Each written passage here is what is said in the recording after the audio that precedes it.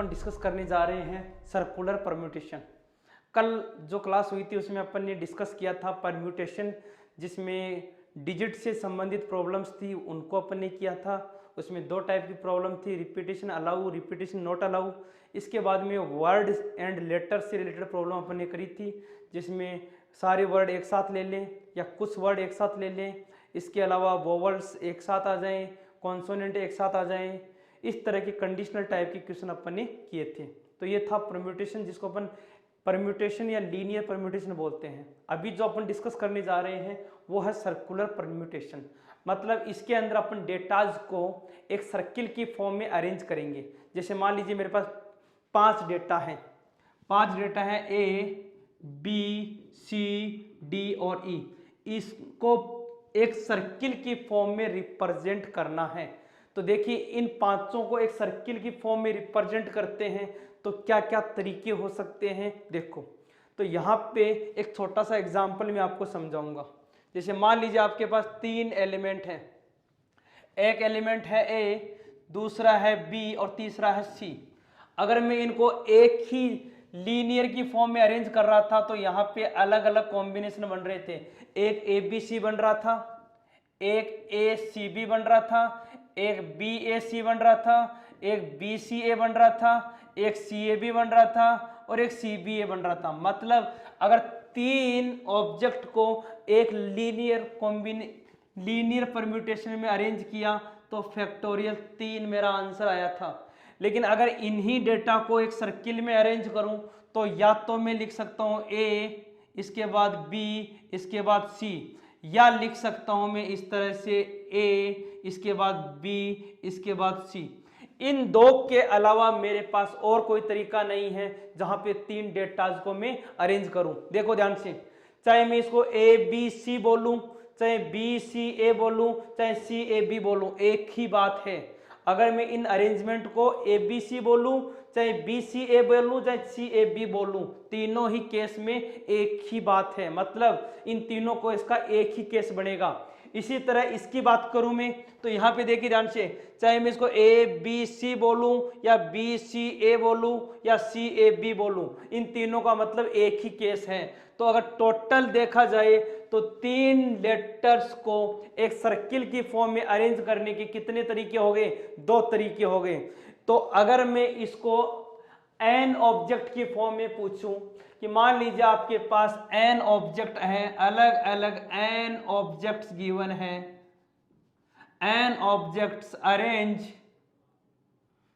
इन circular form, circular form.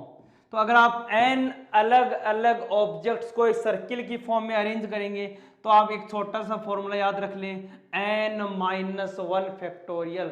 मतलब total जो object है उसमें से आप एक कम कर देंगे तो टोटल अरेंजमेंट कितने हो जाएंगे? n-1। देखिए अगर ये 3 है तो इनके टोटल अरेंजमेंट कितने हो जाएंगे? 3-1 मतलब 2 फैक्टोरियल। 2 factorial means 2। कितने अरेंजमेंट हो जाएंगे? 2। इसी तरह अगर n है तो कितने हो जाएंगे? n-1 factorial. एक छोटा सा एग्जांपल लेते हैं। देखो मान लीजिए अपन को बोलते हैं कि 10 अलग अलग लोग हैं या 10 अलग अलग कोई ऑब्जेक्ट है या 10 स्टूडेंट्स मान लेते हैं, 10 स्टूडेंट्स। इन 10 स्टूडेंट्स को एक सर्किल में अरेंज करना है। तो अगर 10 स्टूडेंट को एक सर्किल में अरेंज करेंगे तो आंसर, अगर सर्कुलर फॉर्म लिखा हुआ है सर्कुलर फॉर्म लिख दे या सर्कुलर टेबल बोल दे या एक रिंग में अरेंज करना है, इस तरह का कोई भी वर्ड यूज में ले सकता है। तो इसका आंसर आएगा 10-1 फैक्टोरियल मतलब 9 फैक्टोरियल। अच्छा, इसमें भी वो केस बन सकते हैं।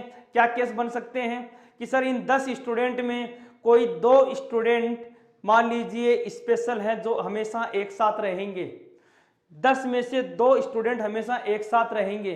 तो अगर मैं इसको लीनियर की तरह सोचता तो 10 स्टूडेंट को में से 2 एक साथ रहेंगे तो मैं इन दोनों स्टूडेंट को एक साथ रख देता, दोनों स्टूडेंट को एक सीट पे बिठा देता और बाकी 8 स्टूडेंट को अलग अलग कर देता। तो टोटल 8 और 1 कितने हो गए? 9। तो इसका आंसर होता फैक्टोरियल 9 इंटू फैक्टोरियल 2। क्यों? क्योंकि दोनों एक साथ में हैं। और इंटू 2 क्यों है? क्योंकि वो दोनों आपस में इंटरचेंज हो सकते हैं। लेकिन अगर यही 10 स्टूडेंट एक सर्किल की फॉर्म में अरेंज करना हो और इसमें से कोई 2 स्टूडेंट एक साथ बैठेंगे तो आप इसमें से 1 कम कर देंगे। तो इसका आंसर आएगा फैक्टोरियल 8 इंटू फैक्टोरियल 2। कब? जब सर्कुलर सिस्टम हो, सर्कुलर सिस्टम हो। और ये फैक्टोरियल 9 इंटू फैक्टोरियल 2 कब? जब लीनियर हो, एक लाइन में अरेंज करना हो। तो देखिए यहाँ पे 2 तरह के परम्यूटेशन हो रहे हैं, एक लाइन में अरेंज करना और दूसरा एक सर्किल की फॉर्म में अरेंज करना। जब भी सर्किल की फॉर्म में अरेंज करवाना है तो आप हमेशा एक एलिमेंट को कम करेंगे। तो ये था आपका सर्कुलर अरेंजमेंट। एक और छोटा सा एग्जांपल लेते हैं, देखो। यस सर, क्वेश्चन है 5 boys and 5 girls sitting in a circular form.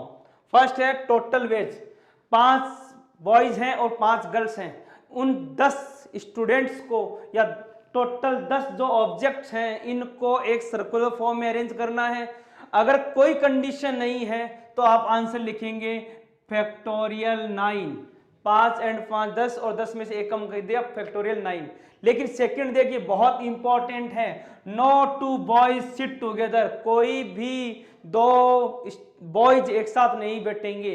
तो जब भी कोई 2 बॉयज एक साथ नहीं बैठेंगे तो सबसे पहले यहाँ पे 5 गर्ल्स को अरेंज करेंगे। तो सबसे पहले यहाँ 5 गर्ल्स अरेंज होगी, 1 2 3 4 5। ये जी जी जी जी एंड जी। तो यहाँ पे 5 गर्ल्स को अरेंज किया है। और सबसे पहले 5 गर्ल्स को अपन बिठाएंगे कितनी तरह से? 5 माइनस 1 मतलब फैक्टोरियल 4 इंटू, अब देखिए ध्यान से, इन गर्ल्स के बीच में कितनी जगह बच गई? 1 2 3 4 और 5।